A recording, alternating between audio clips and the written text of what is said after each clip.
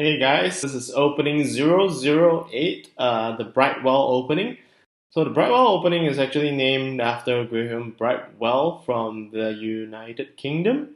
And basically he was a British mathematician.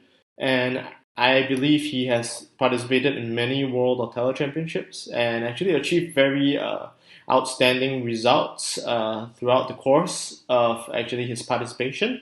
And definitely for a mathematician and being a PhD in the University of Cambridge studying discrete mathematics, I would assume that he actually used the mathematics play to actually help him with his Othello as well to some extent. So let's jump into the sequence for the Brightwell opening. So you start off with f5, d6, which is actually the perpendicular variation, c3, d3, c4, and f4. And over here, instead of playing the usual jump into c5, this is an even earlier variation. And what black does here is basically to jump into e3 over here, which actually forms up the Brightwell opening. So definitely, this is fairly early in terms of introducing variation to the game, and it's probably not the most common of lines. I do still see many European players actually play this. The follow-up is definitely challenging for probably both sides as well. There are a few tricky lines to actually play. So the disadvantage is probably you're giving up quite a few discounts, just probably near the limit of the recommended +-4 range. And of course, there are many tempo exchanges within the mid game, and I think the game really goes to the edge pretty early as well. And there are many variations for white to play too.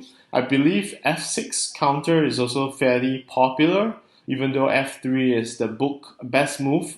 So if you do face against this opening, you might want to consider jumping into f6, which is a fairly relatively early counter variation to this opening instead of just jumping into f3, because most Brightwell players would have the sequences behind well prepared.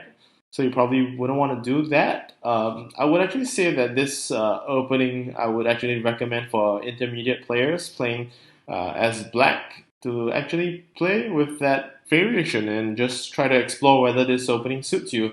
But definitely, personally playing online, I've realized that if I were to play f3, many players who actually play this opening really knows the opening very well towards the end. So an early variation could be considered. So on that note, I'll definitely want to dedicate this video to Graham Brightwell, who actually probably played this opening very well and quite often. So it's definitely one of the challenging openings. It leads to many swindles in the end game. And yep, if you wish to study this opening, I wish you all the best and hope you achieve results as good as his in, of course, your Othello career. So on that note, thank you very much for watching this video.